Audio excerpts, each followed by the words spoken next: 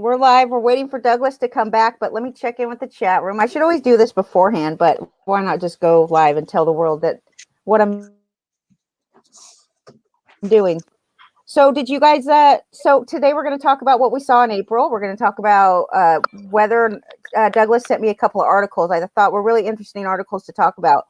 But I will say hi to the chat room. Meryl Hartson is here. As always, that's your biggest fan.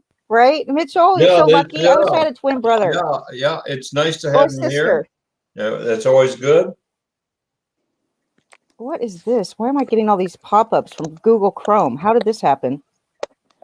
They want to take over your computer. They kind of do, I think. They'll want you to let them be a what do they call it? They attach it to the website. What do they call it? Not a banner. It's something else. Pop-up, like a pop-up. Well, it's a tool. It's a tool. They want to help you so they can spy on you. Oh, I see. We have some cutting out of something. They want to install a toolbar. They probably did install a toolbar without me noticing, I bet. No, you have to agree to it, I think, Andrea. But they like to sneak it in there when you're trying to do something else. They sneak it in there with the box already checked. Anyway. When you order software, particularly if you get tempted to get free software, it'll come with a condition you accept a toolbar. You don't want any toolbars from anybody. That's so true. Because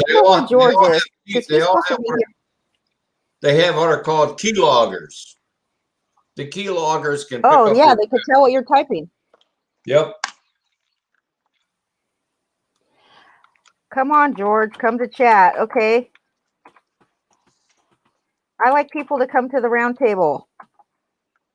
So let's get started. Did you read the article I sent you so what the first article was from Douglas was about Ryan Zimmerman, the first baseman for the Nationals, has a theory about why Bryce Harper got hit in the face the other day. And mostly the theory it came down to was the fact that Ryan Zimmerman, I've never seen him talk like this. The way that he was speaking was so harsh. It was like, they don't care. They're just bringing up these pitchers. They've never been to AAA. Like they're not going through the motions of like working their way up to the bigs. They're just like bringing anybody up at any time because they throw 90. Yeah, I think he's right about that. Yeah, they throw 99 miles an hour. Like, what do they care? They don't have to stand. He was talking like he was extremely annoyed about it. Like, what do they care? They don't. I agree with Ryan Zimmerman. You got Lynch coming up tonight, who has never pitched any above high A, and he's starting tonight for Kansas City. The kid from the University of Virginia. Everybody was all over him. I never heard of him. Never. Who listens to more fantasy baseball talk than me? Very few people. I've never heard this guy's name ever. Have you, Malpal Lynch? I never heard of him. Yeah, I've never heard of him. Huh? Highly touted Royals prospect. Yeah. Yeah, from UVA. Oh, he is? Okay. I think he was a number one pick. Yeah. Oh, okay. So did he just come straight from college or what? No, I think he was at high A for maybe, but I mean, none of the minor leagues have been playing, so he can't have pitched this year, except intra-squad game. Am I right? How can you pitch if you haven't started MLB yet?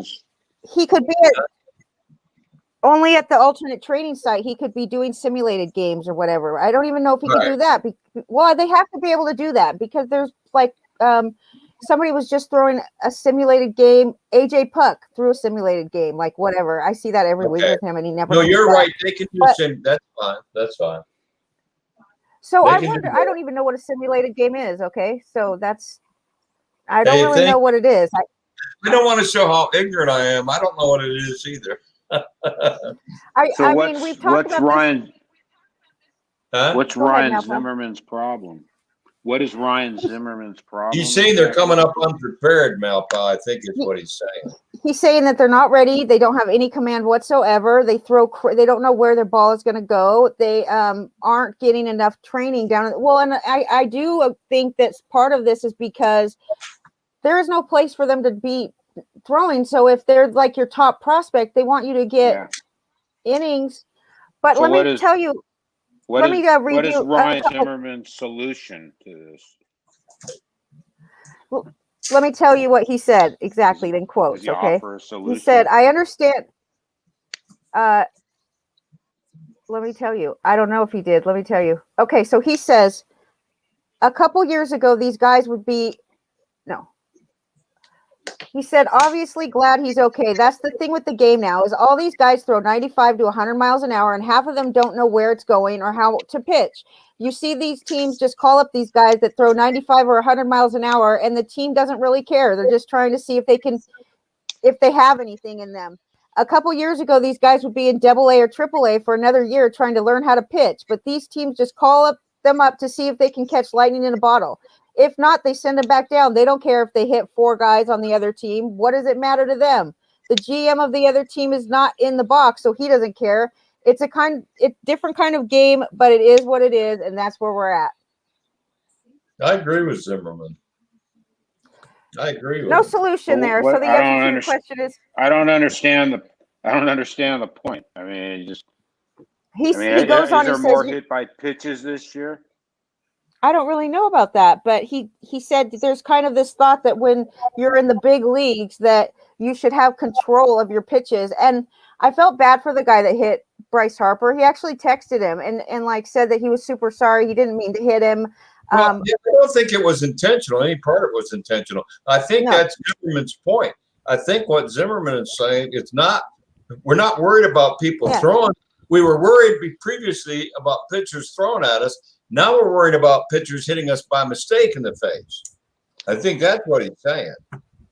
If you don't have command, you have no freaking idea where that pitch is going.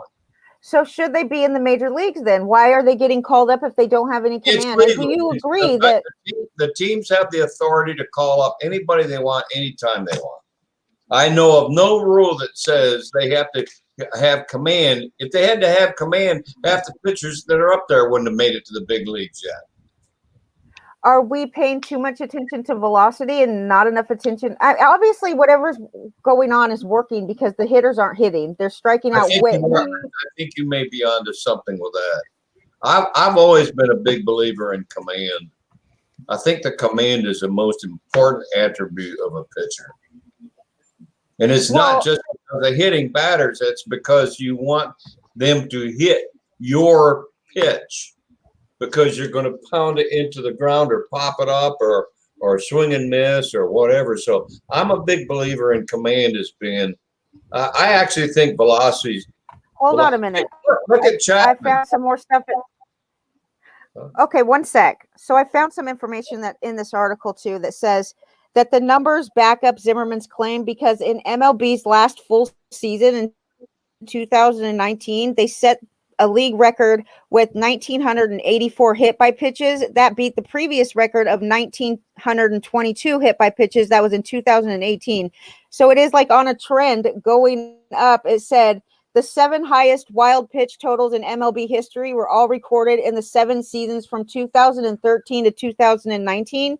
And so far in 2021, there's been 354 hit by pitches and 291 wild pitches, both which are on pace to once again set new records. I don't know what you can do about it, but I understand what he's saying. What are you going to do about it? Nothing. Right. No. I'm going to say something to make sure you can hear me. Okay. Yes, we can hear you. Yep. Hi, Douglas. So, go ahead. Yes, we can hear you. we like to, yes, go ahead. I don't have anything really to say. I threw that out as I thought it was an interesting article, but I think that there is a lot of trends that are going on, and this is just part of the change in baseball in a way that some of us don't really like. You know, it's like the truth is, because everyone's going for a home run, you know, the batters are sitting in, the batters are sitting in the box longer. Like they're not thinking, they're playing this game of chicken with the pitcher and going, I think I can hit this one for a home run, I can hit this for a home run, and they just get hit more. I mean, the same pitch that hit Bryce Harper would have never hit Rod Carew because Rod Carew would have moved out of the way. Because he would have been thinking about moving out of the way. All these guys do, they go up there and they go, and that's the change in the game. The reason why a pitcher with no command with high velocity works is because every team has got 13 of their 14 batters are the easiest guys to strike out in the history of baseball because they're just swinging at everything as hard as they can. And yeah, they're going to give up some home runs here and there. And so, but the guy that works, a guy that throws the ball slower with more command doesn't work versus those guys because they'll give up more home runs. So you got to throw up the guy that throws 80, 98, 97 for the game. And like you said, it is time to get out of the way. Okay, well, there's some other things going on in baseball. Like, oh, I'm sorry, I didn't know. I should be looking at the video so I could see when you're done talking because I probably just cut you off. I really didn't have much to say. Except I apologize. I will admit that some people get hit by pitch. There's no way around it. But I just, it's like ingrained in my head, these things where guys get hit and it looks like they didn't do anything. You know what I mean? They just took their normal, at bat, whatever they were doing. It looks like they don't move. Now it would take something weird for you to not move coming at your face. Harper moved, but I'm thinking most of the other hit by pitches, like when a guy gets hit in the punk in the arm or in the side, it's like, yeah, they just sit. They're just standing exactly where they were. Wasn't there a game, just like with the Yankees or the Mets about 3 weeks ago, where the game was won on a hit by pitch, where the batter just didn't move in the 10th inning or whatever to force it a run. Conforto? Yeah, like those kind of things. Like he didn't care. I mean, I need a better breakdown of the hit by pitch numbers. I mean, some of these guys are going up there, with like, they look like they're from the Middle Ages with their iron and their pads and everything. There's something they're diving after ball. I mean, there's somebody said that they're better protected than are ever. They really? Yeah. I mean, well, it was a 97 miles an hour fastball that hit Bryce Harper in the face. That is really dangerous. And he did try to move out of the way. I mean, that's part of the game. It's part of the game, but you just think you do. There is a sense of like, why is he at the big league level and he can't keep from hitting a guy in the face? Although I'm not, things happen, accidents happen, balls. I mean, that's not. But the point is too that there has been way more hit by pitches than maybe they're just standing too close. Why don't they back up some? I notice that all the time. Like, why are they standing so close?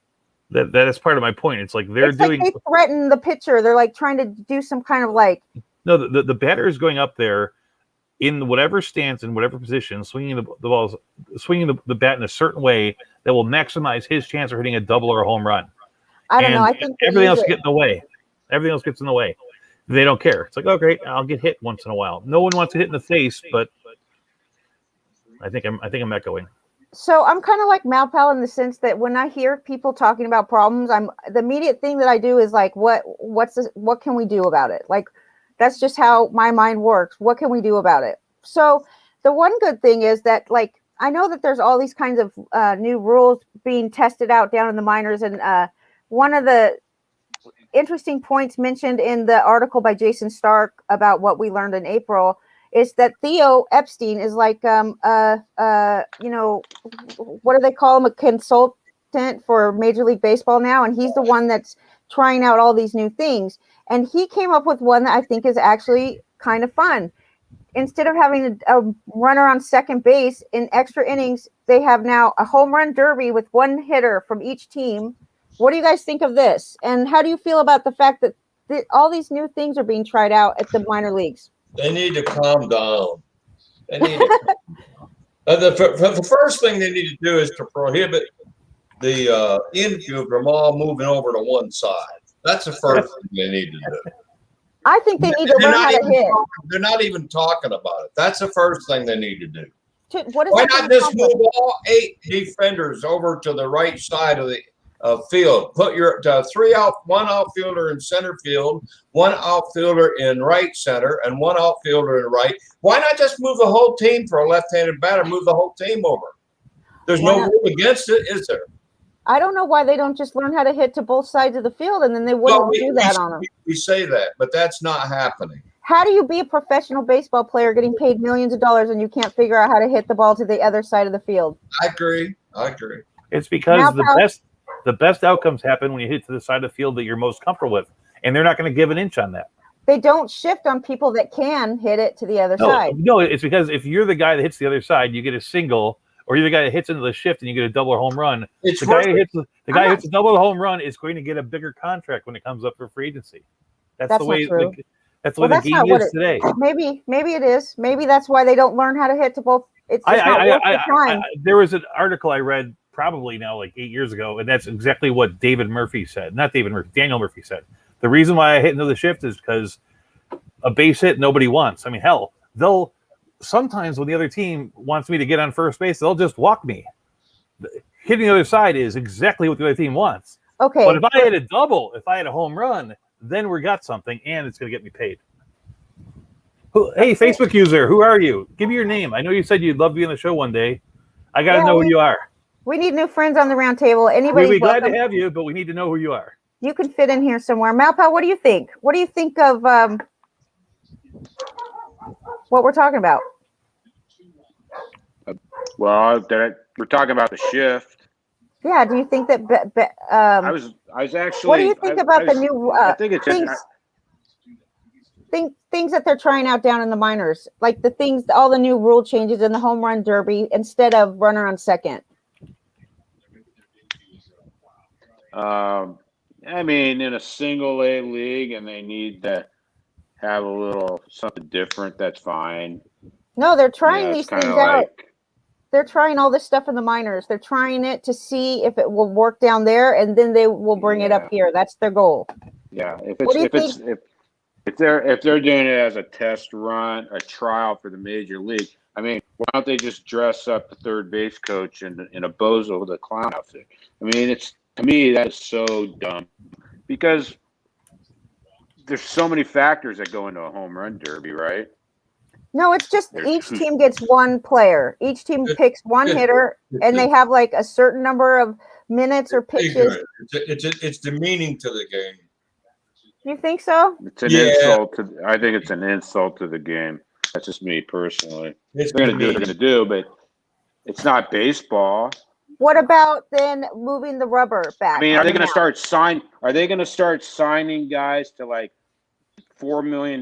Is like Dave Kingman going to now come back and sign a $5 million deal for the sole purpose that he's going to be their home run derby guy?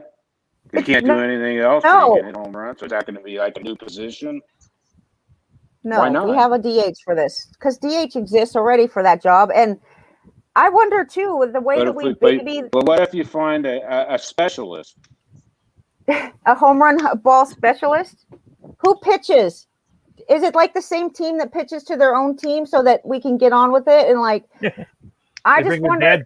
Like the home run is it gonna injure these guys where they can't even play for a week straight without taking a rest? So I mean, how is this home run derby thing gonna work out for the guy that has to go out there and hit all the shit after? Let me.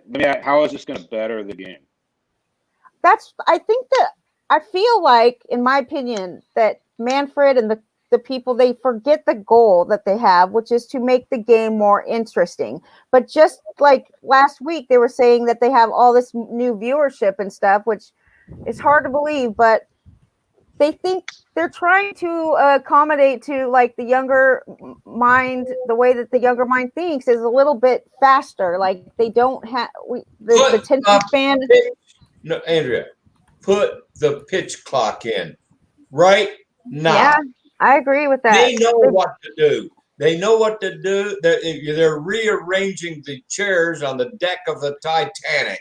They know what to do. You put the pitch clock in and you do it tomorrow morning. They have it in the minors. Bullshit of them scratching their nuts and playing around and picking up the rosin bag and fiddling while everyone is bored to tears.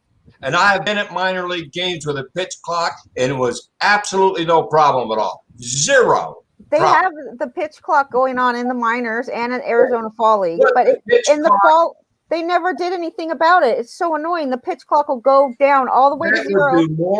That would do more to improve the game. The reason people are bored with the game, and it's not just young people. You go watch them on everybody in the stands is on their iPhone. Watch them anytime they go into the stands. I know what I do. No, they are. people are bored. They're taking too long, and they have the solution. They have a solution called the pitch clock. And by the way, the umpiring this year is the worst I've seen in my memory.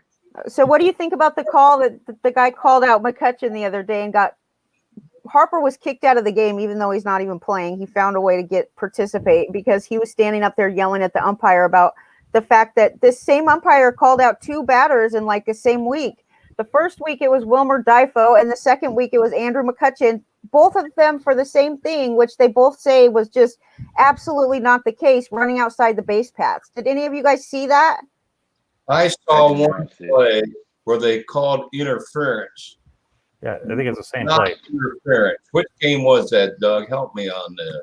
It was That was the. I think you saw the Difo one. That was the earlier one. That's the one I saw. I did not see McCutcheon. I just looked it that up. was absolutely BS. It's the same call. It's a weird thing because, I've umpired, and I don't know what the rules are in the big leagues, but I've umpired at, middle school, little league, high school, and I was thinking that technically the umpire's right, but no one ever calls that. But I'm not sure if the major league rule is different. But in amateur, the guy, the base path for the runner is on the outside of the line. He's not supposed to run on the inside of the line to first base and first base only. The pitcher never came close, Doug, to interfere with the runner.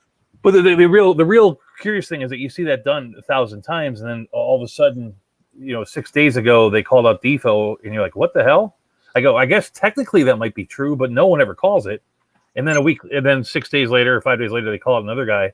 Maybe someone came down from the home office and said, we want to get these guys doing this to avoid the reason for the rule in amateur being the runner has the foul side is so that you avoid collisions at first base. It's maybe the rule's different in pros. I don't know. Yeah. Okay.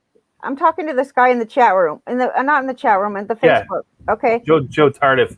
I actually talked to him offline, and I said that I'd set him up to join us next week. Okay, fine. So he was talking about the minimum batter rule not helping out and the velocity being up with pitchers, and that has been talked about so much. The velocity being up, and the I don't know about the 3 batter rule. I don't really know, but it's hard to say exactly what's affecting the weird stuff going on in baseball. But it is April. We're coming off a season where there was only 60 games. It's bound to be some weird stuff going on, but. I love this article by Jason Stark. He just kind of lays out some random facts, like George type Jeopardy stuff that you just, is probably just random. But okay, here's some sport-wide offensive numbers for the month of April. On-base percentage is the lowest since 1968. It's 309. Slugging is 389. It's the lowest since 2014. OPS is 698, the lowest since 1989. And then the number of hits per game is the lowest ever. 7.63 hits per game. But the most astonishing fact of the matter is the fact that there are almost 1,100 more strikeouts than hits just already this season. I think that it says that's the most difference that it's ever been. Well, it was only 2 or 3 years ago where the strikeouts got to be equal with hits, and now it's way above just 3 years afterwards. But we're hitting almost double the number of home runs, right? So then, of course, that takes away singles and doubles. There's there's 6,000 less singles and 2,000 less doubles going on. But I don't know. The velocity is in here too somewhere, and I definitely think that they said that I think it has more to do with the fact that these hitters are 3 true outcome hitters. That's all there is to it. Well, they either go up there, they strike out, or they walk, or they hit a home run. And there is really not a lot of other things going on. Yeah, but that's the way the game has changed as a whole. It's like 15 years ago, there was Jack Cust and maybe 6 other guys like him. Now each team has got 11 of them. Yeah. Luis Robert, by the way, is out for the next 3 months. Luis Robert. Out for 3 to 4 months. I have him. Yeah. You know what else sucks about him? Is because they're not playing today. They're not putting on a deal till tomorrow, so I can't fill a spot till tomorrow. I read the news 10 minutes before this. That's it for the week, right? Before it locked. I was able to get it done, but I feel just horrible for White Sox fans. Yeah, the White Sox to lose those 2 guys, to lose Jimenez and Robert, who are literally the reason why we're so excited about the team, and they're both gone. That's horrible. What about George Springer sitting out again today? What do you guys think of that? Ludicrous. I did notice that in those first 2 games back, he played tired after 2 games. No, he's hurt again, dude. That's the truth. No, Okay. I read he was fatigued. in the first He 2 was games that he late came back. He fatigued. didn't play center field. He played DH. So that made me think that he might be only 95% ready. So it wasn't really that shocking. He came out yesterday of the game. He did? came out. Yeah. Let me just make sure I'm not telling lies. I'm tired of the injured list. I can't see straight. He should be ready for Tuesday, they say, but I still don't get with all this resting going on. What the hell? These players are just being treated like the only way to work up like endurance and shit is to like work out longer and more. It's not to rest all the time. But I guess they're really coming at it from this idea that they came off of 60 games, so I don't want to tire them out. Dude. I think you just had a pop-up. I think whoever on Facebook, I think the new ball that they have, I think he's got something there. The new ball hasn't done anything. Is helping with spin rates. And they keep screwing with the ball. And you know what I object to the most? They lie about it. They lie about what? No, listen, let me finish. Okay. They don't ever own up to screwing with a ball. They never owned up to tightening the thing during the 2019 hit parade. They claimed it was a manufacturer's specification. I worked in specifications for years for food business. You know who writes a specification? The customer. So shut up that the manufacturer changed the specification. You, sir, commissioner, are responsible for the specifications. Now you tell the truth for one time and own up to the fact that MLB is screwing with the baseball, and they've been doing it. So they make it easier to hit. Now they're making it harder to hit. Just come out and say that. I think that what you're saying was true in the past, but this year we all knew that the ball was supposed to not go as far because it was released. They didn't release it to me. They did it, Doug. They never said the seams are higher because we requested it. We rewrote the specification for the baseball, and we did this intentionally. They never. This year they did. This year they actually did say that this year, but of course they're being watched more closely than they have in the past. They said that they wanted everything to be closer to the center of the specifications, and they said that going into the season. And we all talked about the fact that we thought the ball was going to travel about 7 to 10 feet less this year before the season started. Did they ever tell you that this has been done at their initiation? Yeah, no, they said that. I've never heard that. They did this year. They did this? You've heard in years past they weren't able to do it, but they're literally like, because there's fanatics like us. There are fanatics like us that are physicists, and they're like they're going to eBay and buying 100 used balls, and they're cutting them open and doing tests on them, so they can't get away with it like they once would. Yeah. So I did read that the ball was tested. This new ball was tested in a lab, right? They did an experiment to see. They compared it to the old balls, and they found that only if you hit it like 325 feet is it going to affect the distance that the ball goes. It will only knock off like 3 feet or something like that if it goes past 325 feet. I thought I read 7 to 10, but it's still not a big amount. Yeah. It's not a big amount. It's not like 30 feet. Andrew, here's where I'm headed. Yeah. They're complaining there's not enough offense. There's not enough hitting. There's not enough. They're the ones responsible for intentionally suppressing the hitting. They say there's not enough ground or balls in play. Do what? They say there's not enough balls in play. I agree with that too. But I mean, it's making the ball harder to hit. Does that help put balls in play? Well, there was that curious thing that someone said about like the 3-batter rule. And there's not a lot of data on this because it's only affected about 60 instances so far in 2 years. But they said that the purpose of the 3-batter rule was to speed up the gameplay, right? But because you have an inferior pitcher pitching to that second and third batter, you end up getting hits happen and the game becoming longer. So it's doing exactly the opposite they were. When the office, when the Major League Baseball office was asked about that, they said, "Well, we're okay with hits. You know what I mean? We're okay with that. We just don't want it wasting on a." Why are they messing around with it so much? Just let the ball do what it's supposed to do. It's supposed to just get hit. Thank you. And this guy, what's his name? I'm sorry, I forgot your name already. Facebook. I don't have it pulled up, but he said, I believe it's Joe Tardif. Joe Tardif. You mentioned that the pitchers are able to grip the ball better, and I think that could be true too. That it really does help with spin rate. It really does, but it's obviously not keeping people from getting hit. You know what I mean? Well, why do you say that? I mean, the batting averages are putrid. Well, no, we're talking about getting hit by the ball. Oh, by the ball. Okay. Yeah, but the pitcher having Andy, you skipped something on your agenda, Andy. I know I did. Well, okay, we could go all over the place. No, I know. Can we talk about this? The fact every time I watch the crawlers now, instead of telling me who the starting pitchers are, they're giving me the over/under on runs scored. I've had a belly full of that. The betting. Then they put this condescending streamer on there for help with your gambling addiction. Call such and so. You gotta be kidding They're me. required to do that by law.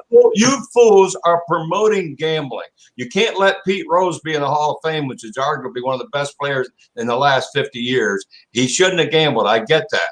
But now you're actively promoting gambling. I watched Chris Russo today, and all along during the entire show of Chris Russo were betting odds. It didn't tell you who the probable pitchers were. We don't care who the probable pitchers are anymore. All we want to know is what's the over/under on the runs scored and the odds. That's all they're doing all day long. Why are they promoting gambling like this? I was going to say because that they're invested. They have money. They're getting their cut. Mm-hmm. When I was invited to join the Lenny Melnick Legend Network, the biggest thing that Lenny talked about was how, like, on all these shows, they're going to gambling, and he doesn't like that, you know, and it was something that he saw coming 3 years ago. But really, that's what it is. It's hard to watch. It's like last year, I was able to watch games that the Cubs played, and I think anybody in the right mind can watch the Padres play the Dodgers. But for all the other games, having a little money on it might make a difference. One of the reasons why Andrea watches, and the one reason I watch a Colorado game, is because I got a player playing. You know, it's not maybe hardcore gambling, but this is what gets you interested. And that was that article that I sent over to about the chairman of NBA said to Major League Baseball, said, "We wish we had your problem. We wish our game was slower, because the slower the game is, the more you can get bets in, and bets are what engages the audience." And you can say this, like, even if your favorite team, whatever your favorite team is, I should know these things. I think everybody's Boston Red Sox on this network, right? If your team is up 8-0, it's hard to care about that game. You know, if your team is down 8-0, it's hard to care about the game. But if you could bet on how many home runs are going to happen between the seventh inning and the end, or whether the guy blows a save or something, maybe it does something. My dad was a gambler, and he used to always use the phrase, "Let's make this interesting," to talk about games he didn't care for. You know, that meant throw some money on it. Yeah, I was watching the Kentucky Derby with my brother, and we made a bet just out of pure boredom. I said, "This is the only thing that people spend 6 hours getting drunk for a 2-minute race." He said, "Let's make a bet. You pick a horse, I'll pick a horse." Did you win? He won. The Kentucky Derby is my favorite 2 minutes of sports. But Steve Kornacki picked the right horse. I heard that someone called me to tell me Steve Kornacki. Somebody called me to tell me that Steve Kornacki picked the right horse, and I didn't. And I don't even really know who Steve Kornacki is. Who is he's on some news show. I think he's on MSNBC somewhere. Right, he's a political analyst. Oh, he's like, is he on the show in the morning with that Joe whatever? If there's an election, he only comes on basically if there's an election somewhere. Okay, I want to get your thoughts on this. Is what Manfred said, okay, on Sportico Live. He said that sports betting is a massive opportunity for fan engagement. He said that Adam Silver told him to stop talking about pace of game because baseball's pace of game is perfect for sports betting and wagering between pitches and innings. And so Adam Silver, everybody knows, is the commissioner of Major League or NBA. And right? Generally, as hated as Manfred is in baseball, he's actually fairly well loved in basketball. He does a good job. Silver does a good job. Oh, Silver, yeah. I don't know. He's probably the most liked of any chairman of a sport. Yeah, I agree. But this is ridiculous because Manfred says stuff like this, that the pace of play is great for this fan engagement and betting and all of this, and then he's like, but at the same time he's trying to do all these things to change the pace of play. Malpow, I haven't heard much from you tonight, so I mean, we all like to bet, we all like to gamble, and Lenny's problem Rob Manfred's the biggest hypocrite in sports. So. Anyway, I'm sorry. Hey, how you really feel? I like it. I like it, Malpo. Yeah, me too. Get right to the point, dude. Why? Anyway, you were saying. Just chime in whenever you have something, because I never hear you. I feel like we're always talking. I'm listening. No, but why do you say Manfred is a hypocrite? I'm just curious. Well, I mean, there's two big issues they've been talking about over the last couple of years. One is the games are too long, they're so boring. And now they're talking about there's not enough offense. Well, they kind of go hand in hand. If you have more offense, the games are going to go longer. And if you have no offense, the games may go shorter, but they're boring. And then so they have these things like they allow these crazy shifts. You know, that's going to decrease. I mean, my eyes don't lie. It's going to decrease the number of hits. It's going to decrease the action.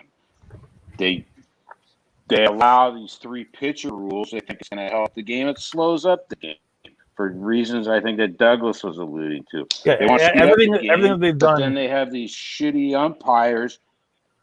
They allow every little thing is reviewable now. Like, the biggest thing that drives me crazy is, you know, a guy slides into second base on a stolen base, his finger comes off the bag, and they're reviewing doing a 3-minute review to see if that guy's foot came off the base during a slide where there's mass collision coming, a ball, a player, and a guy standing there.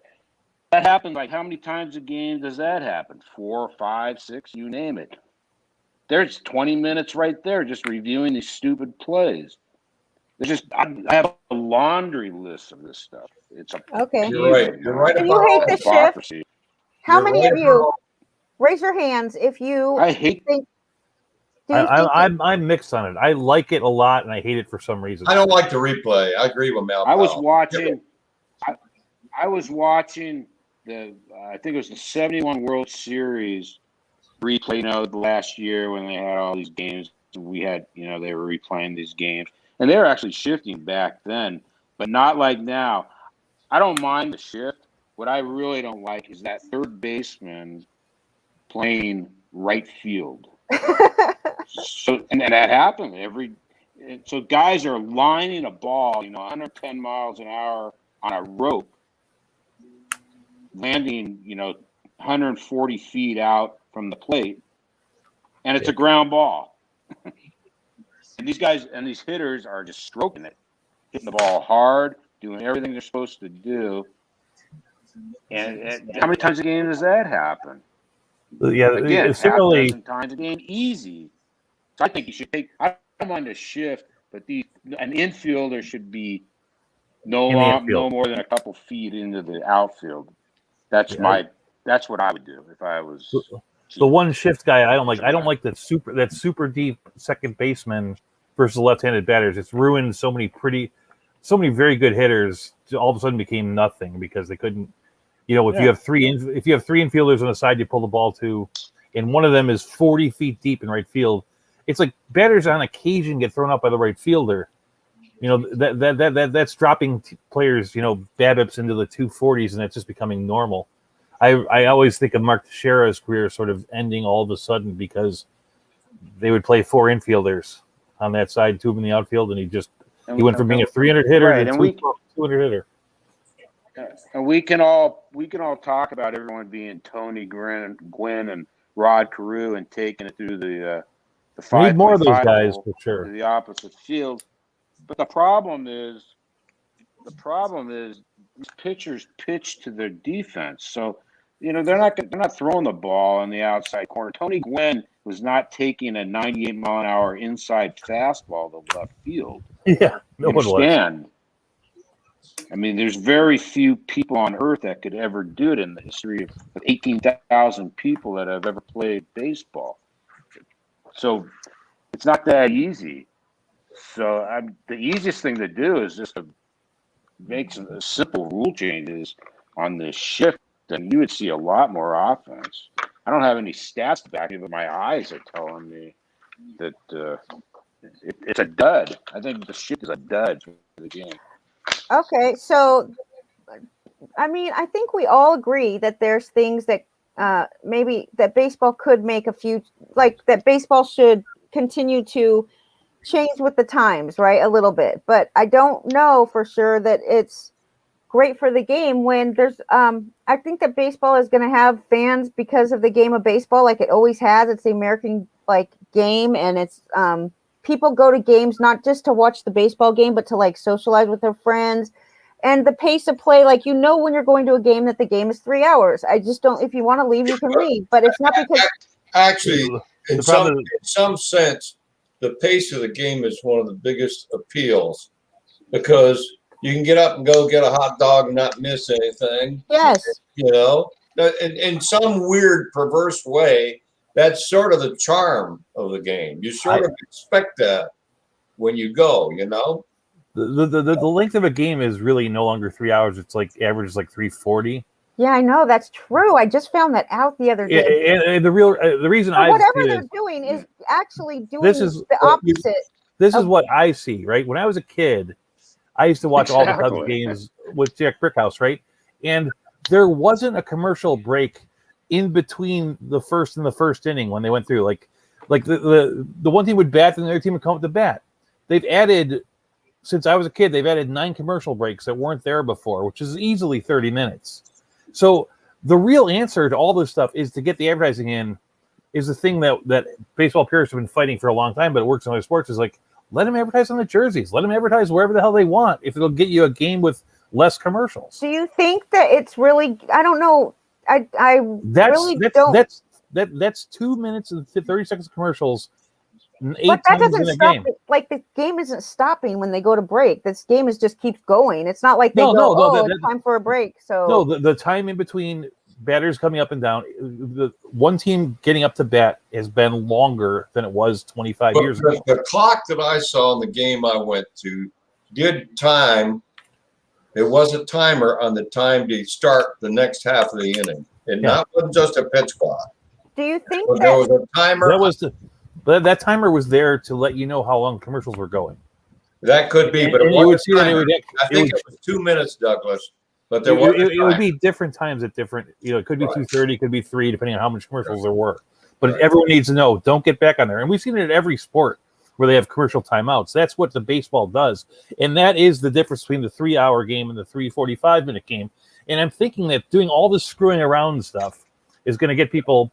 Well, number one, talking about baseball, which is actually good for the sport, even the bad stuff, and 2, making us much more amenable to the idea of advertising on people's uniforms and that sort of thing, because we'd rather have this than all this garbage. When the instant replay came out, we were told it was going to stop these hideous calls. You're seeing hideous calls now with the instant replay and still delaying the game. Yeah, I don't understand that. I don't You understand. want to end the game's a half hour. You'd like the game to Say be, if you want to end the game's half hour sooner, you just go ahead. Get rid of the replay. We don't need it. They're going to screw up the calls anyway. Wait, so you said I agree. I Malpal. agree with Mitchell. I agree with Okay. Mitch. Okay. I agree with Mitch. I'd get rid of the replay. I agree with me. I think that the replay actually did. I mean, it came about the same time that the games are even going longer than 3 hours. But so let's get back to this one. Let's talk about the fact that we're on pace right now for 7,000 more strikeouts than hits this season if we stay on pace. Right now we have 1,100. Until last season, there was never a season in baseball history with 1,000 more strikeouts than hits. And until May of 2018, there had never been any month in the history of baseball with more strikeouts than hits. It's never happened until 2018 that there had never been a season in entire baseball history that there was more strikeouts than hits until May of 2018. Don't strikeouts increase the time of the game? Well, theoretically, I do, Generally not getting more pitches. they takes more It's pitches. more pitches. That's right. And I have noticed that pitchers are throwing an awful lot of pitches to get through like Zach Allen threw 93 pitches to get through 4 innings the other day. That's crazy. And Okay. like Another an hour and a half to go 2 innings. I think that between that and they don't do the replay that much. Like there's a lot of things that they won't replay, which is Andrea raises an interesting point. The high pitch counts in 5 innings, they're throwing 100 pitches. That used to be a 9-inning pitch count. totally, dude. You raise a very, very good observation there. That's slowing the game down. Well, why is it taking so many pitches? Well, the strikeouts, it does take longer to strike out batters usually because you're going to throw a ball here and a ball there, and then they're going to hit some foul tips and like all these things. Yeah. Strikeouts take. But it talks about in this article from Jason Stark too at The Athletic, it talks about the deadened ball is not as deadened. It's not really deadened. It says that in 2019, what Mitch was talking about earlier when they changed the ball, and we can call it the home run ball because everybody was just whacking home runs. The evidence really says that the ball is not really going, that it's not deadened. Okay, I'll say that it's not deadened. Home runs per game are right about the same that they have been over the last. There's 1.14 home runs per game. In 2020, there was 1.28 home runs per game. And in 2019, with the home run ball, there was 1.39 home runs per game. So all 3 of them are less than 2 home runs per game. I don't know. It just feels like the average fly ball distance is actually greater this season than it was last season. And it's not, basically the numbers are not saying that the ball is deadened too much. Right. But people are going up there, like Douglas said, and hitting for the fences. They either hit a home run or because that's what gets them paid, or they strike out, or they take a walk. Like, and the walks are like maybe 10% of the time. They hardly ever walk. I can figure out another thing that's different about this than 25 years ago. When I was a kid, Dave Kingman hit a long fly ball that was caught on the warning track. Nobody told him the next day that it was only 88 miles an hour his hit. It was a long hit, and we loved it. Now they get this little report the next day saying, "You're hitting 93 miles an hour, you pansy." You know what I mean? So they're engaged to even swing harder and miss the ball more. We didn't know. We were blissfully unaware. Do you guys think that the injuries are up this year? Do you think that there's more? No, it's completely out of control. The IL is being used to bench players. It's clearly being used to bench players. The COVID one. It's the COVID one. No, I'm not even talking about the COVID. It's being used to bench players, period. Okay, that's called the Phantom DL, and that's been going on for a long time. But now they have the COVID IL, and that is where they can go on and come off anytime. You're not injured, right? You see guys going on the COVID IL for like 1 or 2 days, and then they're back playing. It's like Luis Robert went on the COVID IL like at the end of one game. Then he came to the next game, was on the IL for the first game of the 2 doubleheaders, then came off it for the second game. That was how weird that was. Now he got injured 3 days later, but right. He came off the COVID DL in the middle of 2 games. So we can't tell like who has COVID, or if they've just been around somebody with COVID, or if they're quarantining, or like what their COVID situation is. We just know that they're on the COVID IL. But I think these 1 and 2 day COVID trips are mostly because of the side effects from the vaccine, that these players just are tired or they don't feel good for a couple of days and then they come back. But I know that Adam Wainwright was on it for 2 days, and he said his was because he came in contact with somebody. You know what I mean? Why is he only on the COVID thing for 2 days then? He only has to quarantine for 2 days? I think if you test, you can get a test to shoot that back.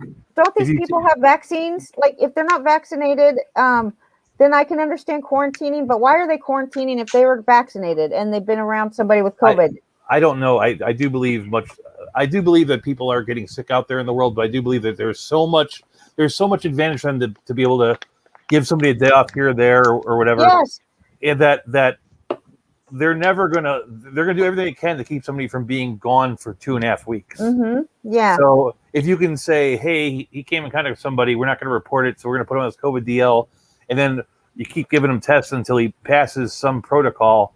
You can bring him back in 3 days or in 1 day or whatever it is. Then that's what they're going to do, because once you say somebody has COVID, then they're gone for a while, like Teoscar Hernandez was, or Anderson Simmons. Yeah. So never say it. Okay. You know what I mean? Never say. You guys are right this year, but every year it feels like there's more injury trips than ever Yeah. before. Like every year it feels like that, but the IL assignments actually were up nearly 11% over the first 30 days of this season compared to the first 30 days of 2019, and that doesn't even include the COVID IL.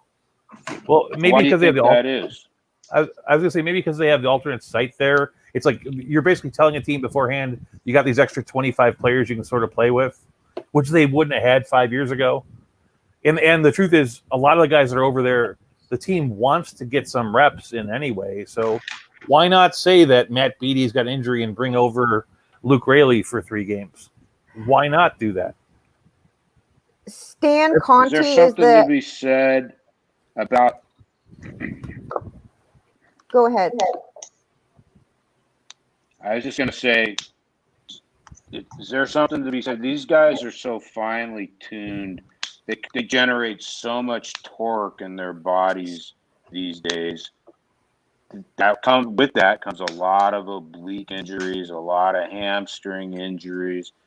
Just the way these guys train and are built to create all this exit velocity and being able to run. And with that comes though injuries. When you're built I do not believe that. we're No, not talking. We're not talking Willie Start. Well, I believe that. I don't think we're not talking Willie Stargell bodies here. We're talking finely tuned machines, and these guys generate so much torque, and with that comes risk of injury. The body is moving fast and hard. That's true. I agree with you on that. But I feel like these. Well, here's what this guy Conti said. He's the owner of. I don't know. He's an athletic coach, and he talks about the injuries in April. They're always worse in April than they are any other month. He says that, but I really feel like, okay, oblique, hamstring, groin, quad, these are all muscles. They're all muscles. Why are you straining your muscles? If you're in such good shape, then it doesn't seem like these would be happening unless you're not stretching out properly. And does it have anything to do with the 60-game season last year? But it couldn't possibly have anything to do with it since it's not time yet. We haven't played 60 games yet. So why would it be, that stuff comes later. But he did say that upper leg and injury list placements, they include quads, hamstring. They're up dramatically from 21 to 2 years ago to 38 this year. It's almost twice as many of these upper leg injuries that we're seeing this year. And they asked him if you can blame last year for that. And he said there's no really way to prove or disprove why it's happening. So you wait for more data, but I don't understand why, because I tore my Achilles tendon when I was playing baseball when I was like 30 years old, and I never used to stretch out because I never needed to stretch out, but that's exactly why I did that. So maybe I just think that these strains. But are they not stretching out? I don't. I would assume that they're not stretching. It seems. No, we don't know that. I think I go to games. They're. Yeah, I mean, there are stretching exercises they do. I think that it's kind of in between where you guys are doing it. The more muscular you are, the more you're prone to getting things like strains because your muscles are just so much more tight. Yeah. There used to be a thing like where baseball players didn't do bodybuilding during the season to remain more limber, agile. Yeah, but because the home run is such a good thing, it pays you out. It makes people excited. There's a point for working out all the time, and so you're really tight. Like I remember, playing football in high school.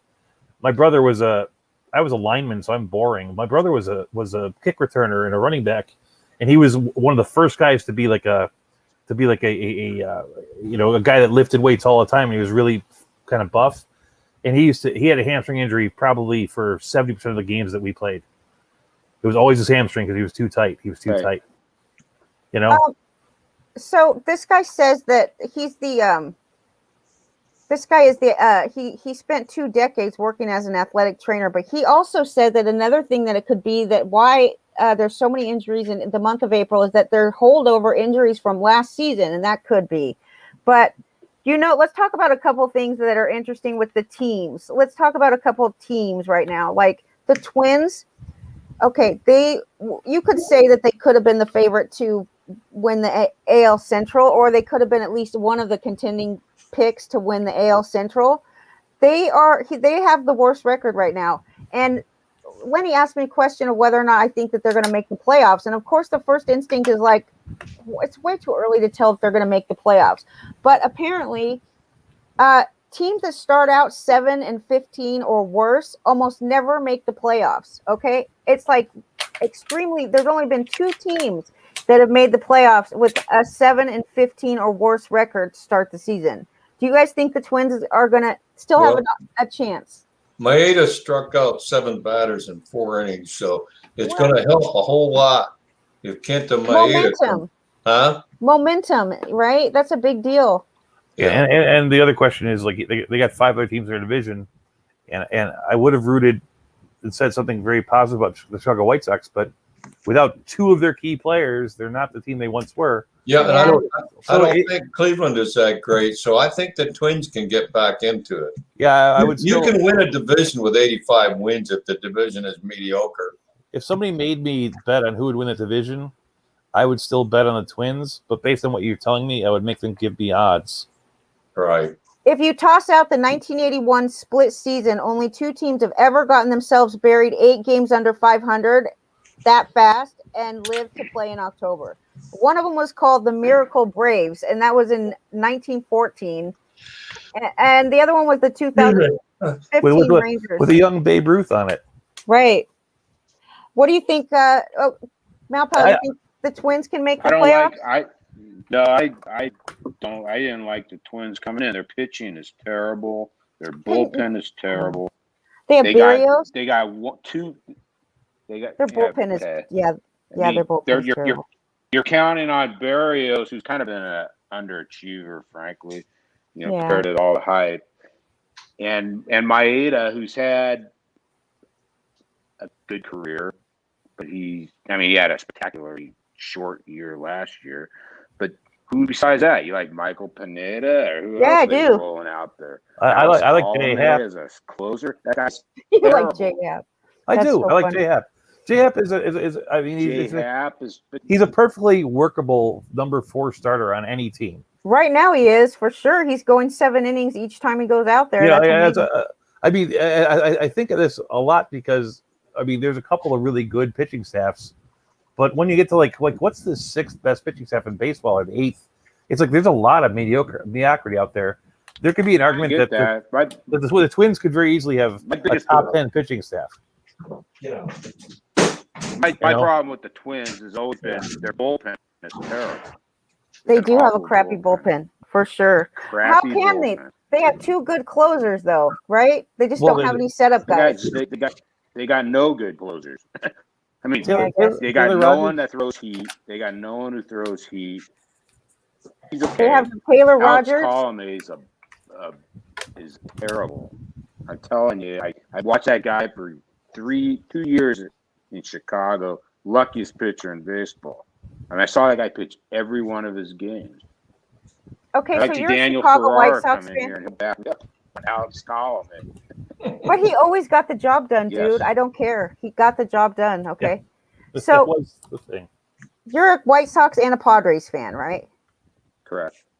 So what an exciting time. Okay, let's talk about the Dodgers and the Padres real quick, because we know that one of the best things that we learned about the month of April was the fact that the Dodgers-Padres games are well worth watching. They feel like playoff games every time, or maybe I'm just drunk by that time of night and I feel like excited about anything. I'm just joking. But they are that good. They really are that good. But the Dodgers have gone 4-13 since they started the season 13-2. Okay, they are absolutely not looking great. The Padres and the Dodgers have split the series so far, right? Oh wait, what happened on Sunday? I don't think I saw. The Dodgers clubbed Milwaukee on Sunday. Oh, they weren't even playing each other. Okay, so the Padres offense is slugging only .366. It's almost 100 points lower than last year. Okay, isn't that crazy? And the run differential is out of control this year. It's been changing a lot lately, so I can't really comment exactly what it is today, but just the other day it was Miami. It was the only team in the National League East with a positive run differential, and they were the last place team. How much does run differential have to do with the how good a team is, right? I think it plays out more over the course of the season. Yeah. When you see something after 15, 20 games, it means that you either participated in a blowout or you were blown out, because that's, you lost the game 20-9 or something, and that screws it up. But over the course of the season, it means more because it'll take out the high depends pieces. on your depends on your time frame for sure. Yeah, I think it matters a lot over the course of a year. Because the truth is, it doesn't really matter whether you lose by 1 or you lose by 101. It's still a loss. Right. In these points, and I have a points league. But the you see Cowboys Dustin May's out. Yes, for the year. Probably next year too. Terrible. He won't be back. Too. Yeah, until mid 2022. I feel horrible for him. That's Do you remember a long time ago when the Dodgers had too much starting pitching? Like I go, Lenny, okay. I said to Lenny, the Dodgers starting pitching, because he said they're running low on starting pitchers and in LA, and I'm like, no, they're not. How? That's the stupidest thing to say, dude. They have so many pitchers in LA. Well, Gonsolin's on the IL, Price is on the IL, May is gone, so they're probably going to go with Lenny's favorite, that Nelson dude, for a week. You have no idea how much joy he got out of telling me this. Okay, he was like, so I go, so who are they gonna go? He goes, I guess they'll have to go with Jimmy Nelson, and I'm like, oh, you're fucking kidding me. Okay, you're kidding me. Because way back in They'll probably trade for Lenny Milnick knew about all those injuries were going to happen. I'm just saying, he was like, no, and you too. You guys were both on Jimmy Nelson, saying that he could. I was on Jimmy Nelson. I was on David Price, who I still think is the guy you want. I just didn't feel like there was any possible way that Jimmy Nelson was going to get in the rotation when they have Price and Gonsolin and May and Bauer. I'm like, Bauer, he can pitch a few extra innings, right? When you said that a few weeks ago, I said I think he'll get 6 or 8 starts, a few here and there, because that's the way the Dodgers do. I would never have drafted Jimmy Nelson, but Lenny looks at it from a National League only type of point of view. In NL only league, I think Lenny's onto something. He has him, dude. He has him. That's fine. Well, he may work out all right. So he went to bed happy tonight. Oh, he's been happy because he had a little Jimmy Nelson dream. He's been happy because there's another guy that he drafted, and it was like one of those off the top of the heap, players, and now they're actually like getting playing time. So he gets real happy when that happens. Of course, who's that other guy? I can't remember at the moment. I'll try to think of it while we're talking, but I don't remember exactly. Is it Jake Marisnick? No, I think it's a pitcher, actually. I was noticing how much on the Cubs that Jake Marisnick is actually seems to be playing center field all the time and is hitting better than Happ was. How about this one? Joey Gallo. Okay, Joey Gallo. Between 2017 and 2020, Joey Gallo has hit 113 home runs and got 110 singles. He's like the only hitter to get more home runs than singles. Okay. In April of 2021, he has 2 home runs and 15 singles. It's like crazy, right? That's not a good change, right, you guys? It's not. I thought there was some. What's his current talk. He has 2 home runs and 15 singles. Wasn't there some talk that the new Texas ballpark was not going to be a homer-friendly park? It was going to suppress homers? We didn't really know, but they can't hit in it. They can't do shit at that ballpark. They're just not having a great time with that new ballpark at all. They're not a good team. It seems to have curtailed the power. But I don't know why. That's what I read going into last year. But how can it? But does that really affect? Kind of fall off as 4 homers. Yeah, I mean, does it really affect the home run situation? Because it doesn't really, like, he would get more than a single at least. Anyway, he's completely reversed this thing. Byron Buxton is having a beautiful year. But don't most guys like Gallo? Those guys are big streak. They'll knock like 8 home runs in 2 weeks. They'll compile especially Yeah. big whiffers like him. You would still expect more than 2 in the first month, but yeah. He's walking a lot too. He used to be this strikeout king, and he kind of made it very clear that he would always strike out, and he wasn't really trying to change. But he's been walking a lot too. Let's talk about I Buxton. mean, are there other guys? Okay. No, go ahead. I'm just like, no. I was Go just say, ahead. is there anyone else that were surprised they only have 1 or 2 home runs? Like, I think A lot of Conforto people. is. A lot of people, dude. I don't know. Look at your team. You probably have 1 or think 2. the weather warms up. Marzillo Zuna, I think, only has 2 home runs. He's one of the guys on my team I'm disappointed in. Who? Marcelo Zuna. I think. Well, he's got a long-term contract now. It's going to be a long. When you get Memorial Day, you'll know. I think you get Kyle Memorial Day, Schwarber. that's a better marker than May 3rd. Kyle Right. Schwarber has 2 home runs, and they were both walk-off home runs this year. I Yep. probably thought he'd have more than that. This is what's come to my brain without looking anything up. Some of these players you really have to He missed a question. lot of time though too. So. Yeah. That's true. What's up with Conforto? This is ridiculous what he's doing. Well, hey, Yelich came back today, right? So that's a good thing. Yesterday I was reading, I didn't think that there was like any kind of timetable for him to come back, but I'm pretty sure he did come back. What about Dinelson Lamet? I'm gonna get my Dinelson Lamet update, Malpal. Do you have any news? Last I heard is him and Weathers are both throwing bullpens. They elected to skip him yesterday, and I think they're just buying another week. But Okay. I don't know. I think it's 50-50, really. I mean, whether he pitches Look- again. I think it's look at possible. all- They don't really say much, It's hard to get Look at all those people that have went out there and spent big bucks on Weathers. Did you say that he pitches again, or that he pitches this year. Really? I think he'll pitch. I think they haven't said you're having surgery. He's throwing bullpens. He's on a regular routine. He's throwing bullpens, throwing long toss, and all that.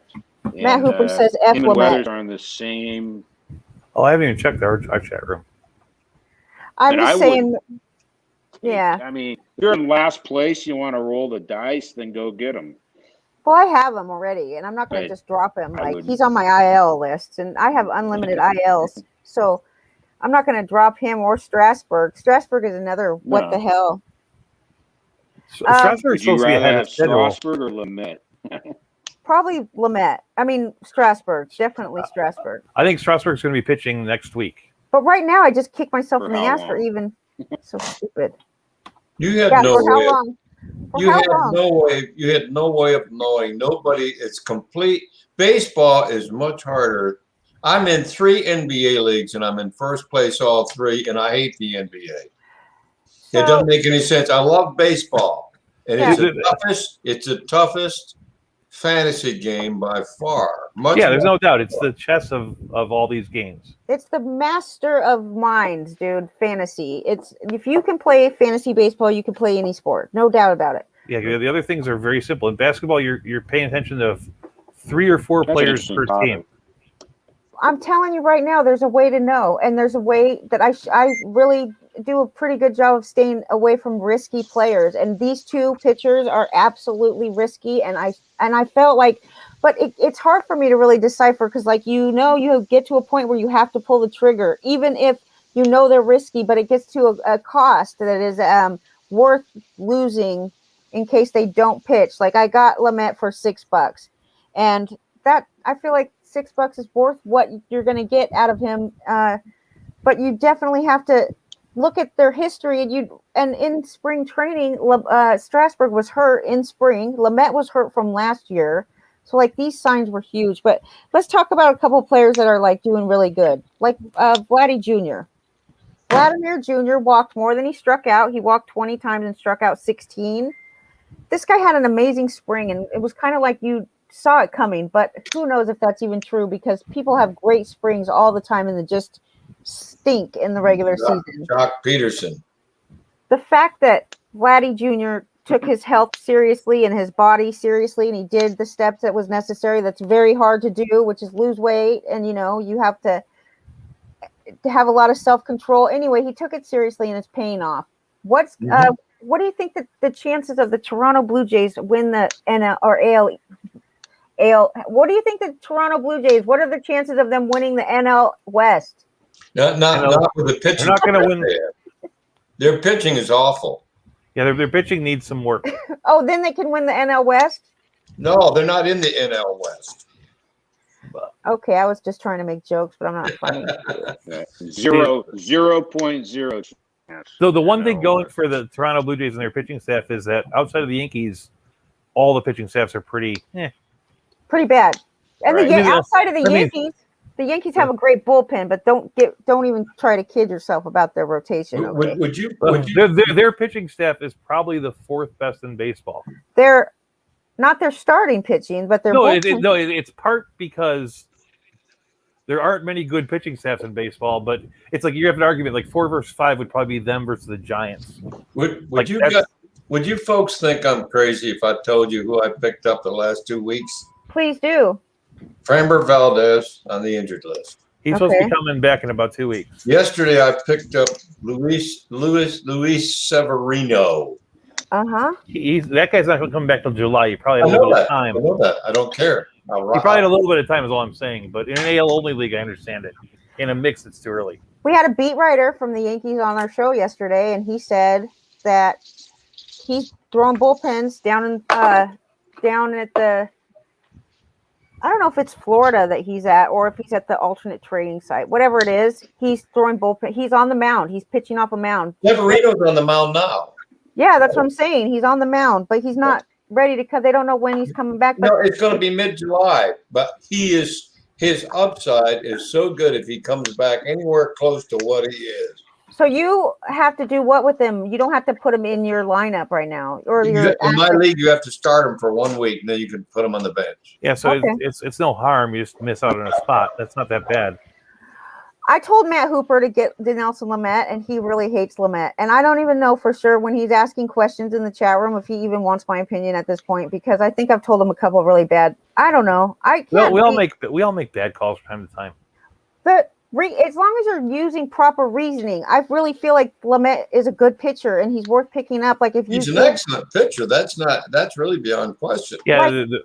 Matt Hooper was asking today if it between Luis Castillo, who was it, Malpal? It was Luis Castillo, Max Fried, or one other pitcher. But we were both like, I would probably drop Fried for either of those two pitchers. Malpal, do you remember which the? Who the third one was? Yeah. Matt Hooper will tell me in the chat room. Is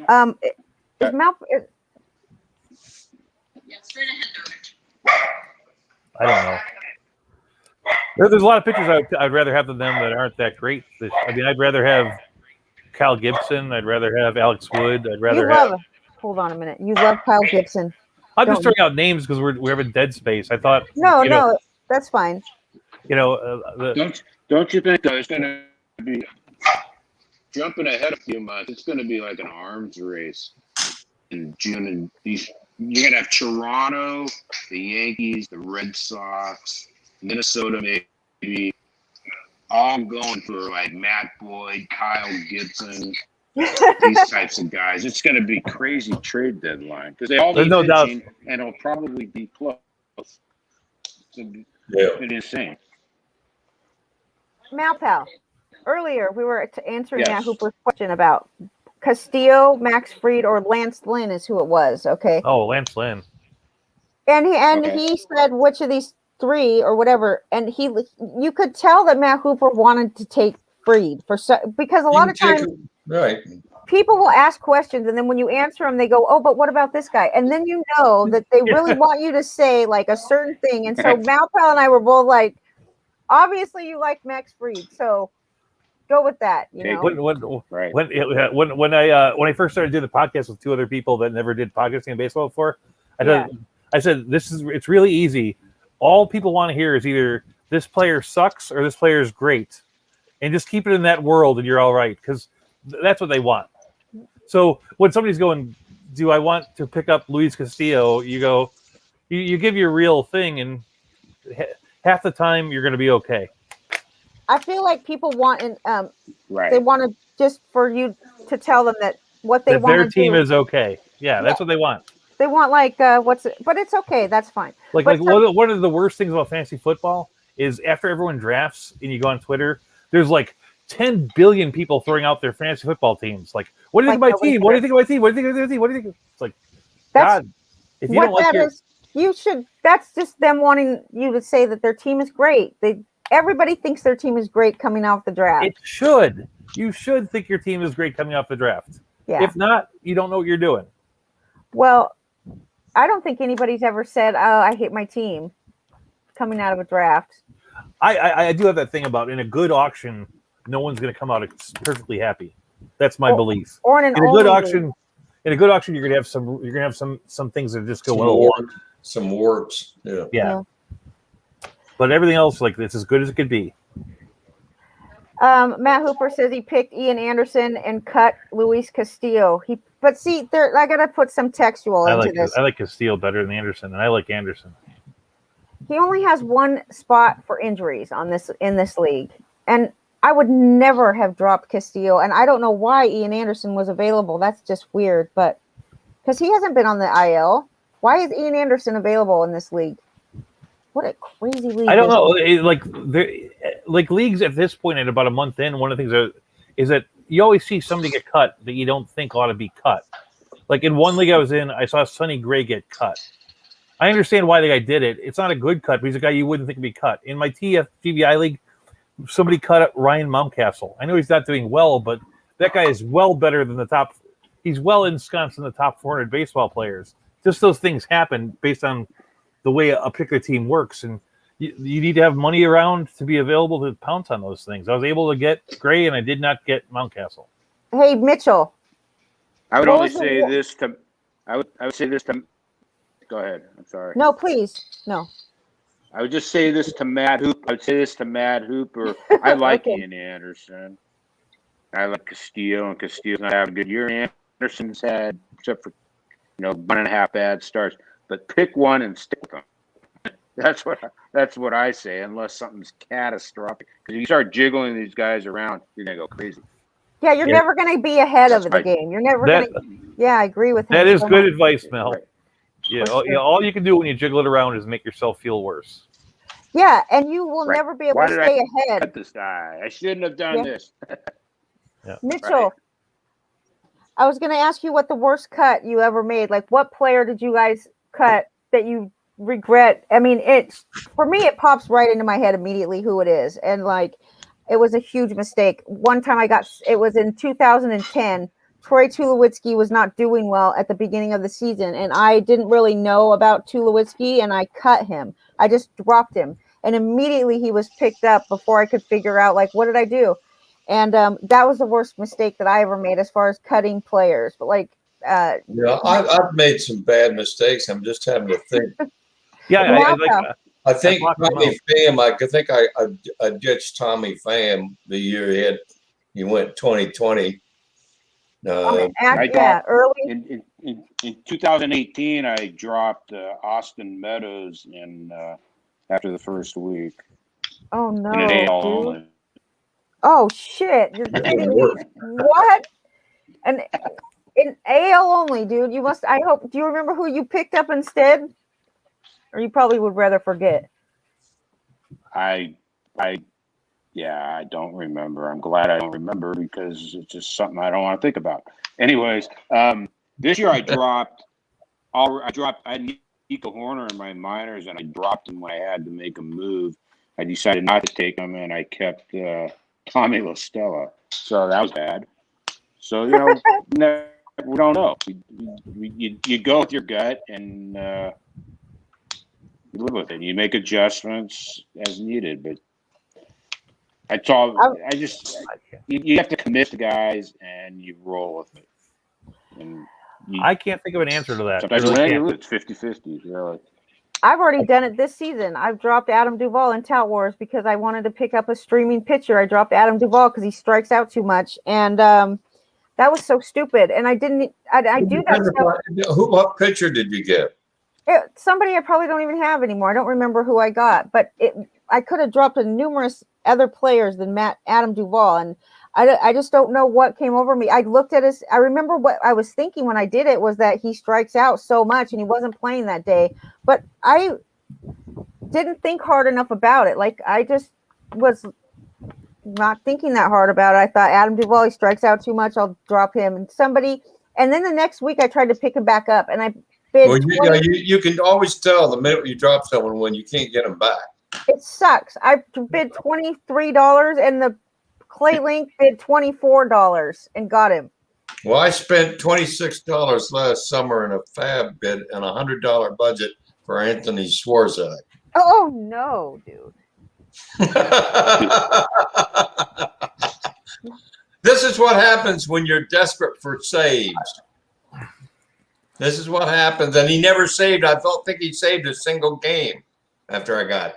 I absolutely agree with Malpal on this with Matt Hooper. Matt Hooper, I really do believe, because Matt Hooper is in the chat room, and we can talk to you directly, but I really think that he's right about the idea that you have to, if you pick somebody and you draft somebody and you know that they're a decent pitcher, I know he's 0-4 right now. He said he's desperate. He's 0-4.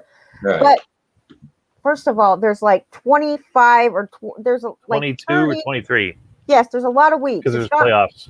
It's not like football where there's only, you're running out of time here. Lenny and I started. You're talking a head-to-head league, right? Yeah. I guess so. He's 0-4, but you have to just wait it out. It's a long season. 0-4 is not going to ruin your season. Especially if you have 6 playoff spots or something. Check that out. No, but you should have some players that you're willing to rotate and drop easily, and you should have that. But the players that are good players, like Luis Castillo, is definitely falling in this line. Yeah. He's a type of player that you cannot just rotate around. And Ian Anderson, he's pitching very well. You should absolutely, when you get sick of him for one bad outing, you're always going to be behind. You're always going to be like one outing behind where you go, oh, well, he did bad. I'll pick up this guy because he had a great outing. Then he has a crappy outing. And that's just when you have a pitcher like Luis Castillo, you would be smart. Or like Michael Conforto. Let's say you had Michael Conforto and he just now hit his first home run and he's just been miserable. You have to wait for Michael Conforto, right, guys? Do you agree with me on this one? Yeah, you do. I mean, if you got him on the team, you have to stick with it. The only thing I would say is like in really shallow leagues, like if you're in a 12 team, whatever, he's in that he's in that gray area. But yeah, in most leagues, stick it out. George is back. You see? Hi, George. Hi, George. I just read you writing hi, George. I don't see George though. I see him in the chat room. George said really something really ugly tonight about my buddy Liberace. So, I heard he was gay. George said Liberace had more balls in his face than any of these players. Oh my goodness. Oh my goodness. You know what? I didn't see that, but I saw him say that Liberace was buried face down so that his friends could recognize him. I did not know what it meant, but now I think I do now. I don't know.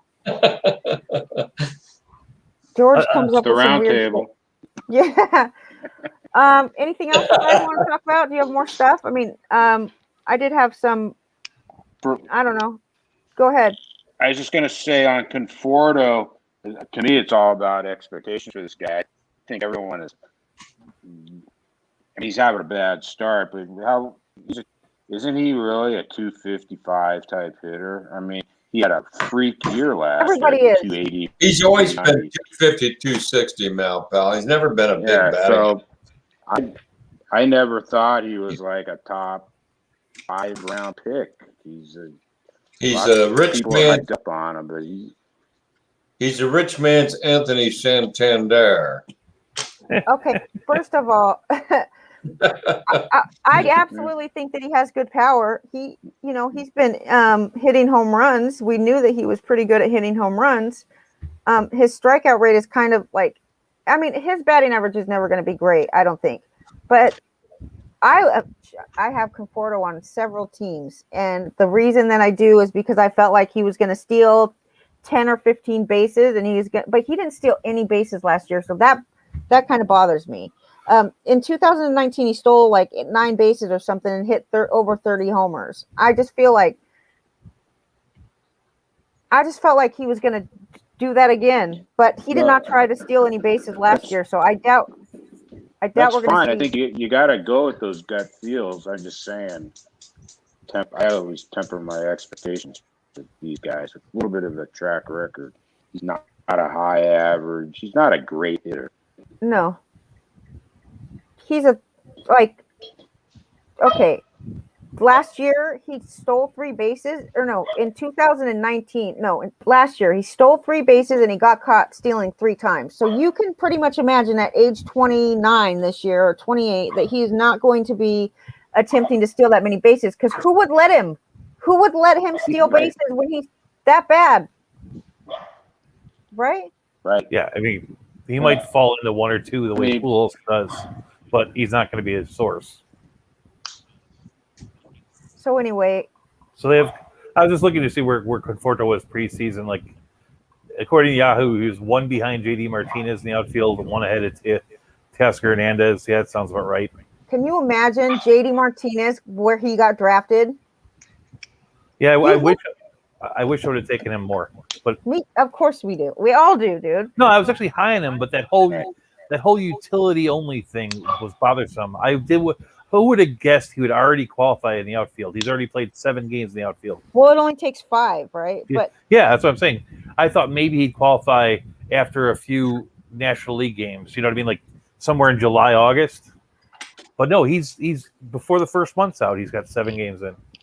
well, listen to this. Looking back on things, hindsight is always better. But this, even as a DH, if he did we were drafting him in the first round the year before that.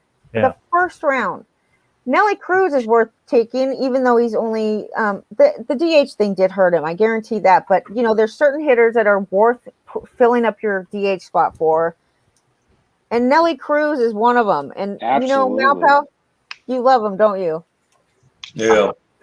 I like these guys too, but the problem I was finding was that it'd be a great.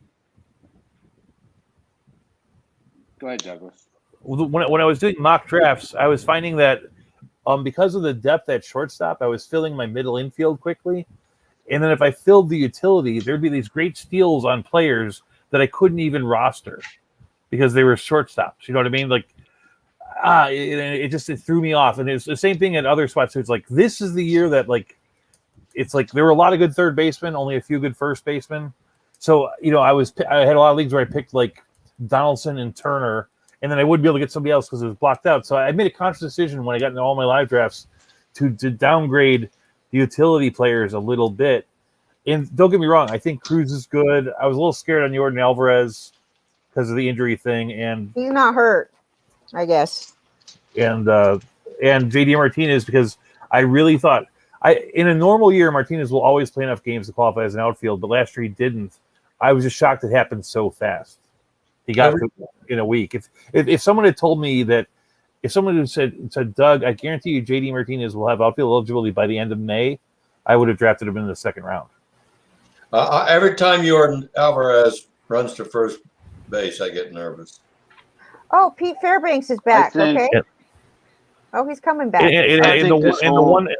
I think this whole.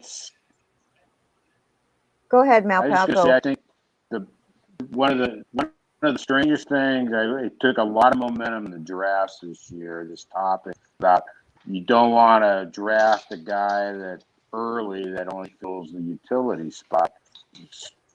And most people are thinking that way. So of course, what I do, I just start drafting these guys in the utility spot because Nelson Cruz is one of the best fantasy hitters in baseball. Well, but he's a first round producer. So I look at the best guys. I don't care what position they are, and I worry about filling up my roster later because I want to get as many dominant players. I don't care about the position. But if you know you can't play the guy, it's like I don't care how good Nelson Cruz is if I can't get him in my lineup. You find a way. You put him in at utility, and then you work around. Well, no, I'm saying, but if you're doing this and you wind up drafting, Nelson Cruz and JD Martinez or Nelson Cruz and you should never do that. You just can't get him in your lineup. You should never do that. You can't do that. Can't do that. That's the problem. I'm saying people were avoiding, like like I think it was Labor or Talbot, or Nelson Cruz in an only league went for like $23 or something crazy, and he went early. Someone threw him out early because of this whole thinking. I don't want to fill my utility spot early because if I get Nelson Cruz, I have to put in my utility, and heaven forbid, now I won't be able to get Jacob Cave. No, it wasn't players like that. It was literally players I was missing out on. Like, I have no room to buy Jose Altuve for $2 because everything is blocked. I have no room to buy Javi Baez for $2 because everything is blocked. I was feeling really pressured by it this year. Normally I wasn't. But those kind of deals made me avoid the util guys this year. And the truth is, you could have picked up on the waiver wire week 1 Yerman Mercedes and been even better off. It's too funny. What you just Jake Cave is just too freaking funny. Okay, yeah. So let me ask you guys this real quick before we go, because we'll go soon. But Alvarado, the pitcher, got in trouble the other day, suspended for egging on. I can't remember who it was, but he had struck out somebody, and then he was like all acting all crazy. He's acting a fool. That guy's acting a fool. I liked him when he was at Tampa, but he's really acted a fool this year. But this is what happened. I said he better get suspended. If Castellanos got suspended for not doing anything, really, Castellanos did not do anything close to what Alvarado did the other night, and he ended up getting suspended for 3 games. Now, Alvarado got suspended for 3 games, but I just read now that they lessened the punishment now. So for Alvarado, he doesn't have to serve all 3 games. But I just don't get why that is. Does he have a better lawyer than Castellanos? Because I think it's wrong. He only has to serve 2 days now instead of 3. But like neither of them actually started a fist fight. But no, in the Alvarado thing, nobody actually hit anybody, right? Neither in Castellanos' situation. So I thought there was a little bit of contact in that one. Not between them per se, but between other players. Castellanos was walking away when Yadier Molina ran up to him and touched his shoulder, but that was it. They did not fist fight. Like the bench was cleared. What was the official reason? What was the official reason for Alvarado getting suspended? He got suspended for instigating overly animated celebration of a strikeout. Okay, that's what they said. The suspension was. Hold on a minute. Let me see exactly what they said that he did. They should have a demonstration video to tell us what the proper amount of animation for a strikeout celebration should be, so we know not to cross that line. And did he? And he went and he told all of his teammates and all the other players on the other team to leave the bench. I mean, this is so stupid. It's just unbelievable. Okay, it said that he got a suspension for his role in Thursday's benches clearing incident, and he was acting a fool, just like Mitchell said. He was just acting like a dick, and he's not even that good of. He just hasn't proven himself enough to act like a dick. So he really kind of incited, like he was like beating his chest and stuff. But I'm sorry, I feel like the MLB is not consistent with their punishments. They are not consistent in any ways. Are they going to start? Are they going to start throwing out like Tim Anderson and Fernando Tatis because they do a bat flip and then someone takes it the wrong way and the bench is clear and they say it's over celebration? I watched the Yankee game on regular TV this weekend, and it seemed like all like the MLB hype videos that we were playing were of people beating their chest and flipping bats. Like it's something that they actually like now. Amir Garrett is the other one you saw, dude. Amir Garrett, right? Yeah, like it used to be. He's the horse's patooth, that guy. He's always stirring up trouble. And by the way, he can't pitch. Remember how many times we heard he was going to be a great closer this year? Yeah, right. I feel like if you don't pitch well, you don't get to act like a dick. That's how I feel. Well, you should. Yeah, you should. You should not be able to be a jerk if you're not good at it. You can't be as bad as he is and then be beating your chest. Alvarado started this fight with Smith, and the minute Smith came after him, he retreated to his huddle with his players to protect him. Dominic Smith is who it was, right? So they have like an ongoing. Do we want these guys to be like PGA golf or something? Dominic Smith said, "Come out here, want robots out there." No, we don't. I just feel like that. Let me show you what it was. Let me show you. And we may Go not ahead. like it when the other team hits the home run, but I'm all for emotion. And if you want to be a jagoff on national TV, be a jagoff. Bother me, you know. Doesn't bother Share me my- much either, Mel. In that way, we're alike. Because it's only momentarily. It's only momentarily, right? Like, yeah, be a jerk for a second. Who cares? It's part of breaking up the tedium of the game. Why doesn't it show me? Oh, Chrome tab. Yeah, this one. Okay, we're gonna share the audio with you. The audio. Yeah, I gotta. I'm No, we gonna don't want the audio, do we? We I'm don't going to need the send audio. Manfred a message telling him that What does baseball this needs to get cheerleaders. I think it's the setting for Don playing a Malthal video. said he was a jagoff. I'm so tired of that Manfred guy. Guy single-handedly ruining the game. Okay, Cool, ready? You want to bet on this one? I'm going to bet that Amir Garrett gets him out. Yeah. Okay, hold on a second. I gotta make the window right so you guys can see it good. I should just make it big. I don't know how though. So here we go. Man on second. Trying to steal signs. Runner on second and third, dude. Look at him. Alvarado found the strike zone at the ends, and he's yelling at Dominic Smith. Oh, he threw his glove away. The benches are going to clear.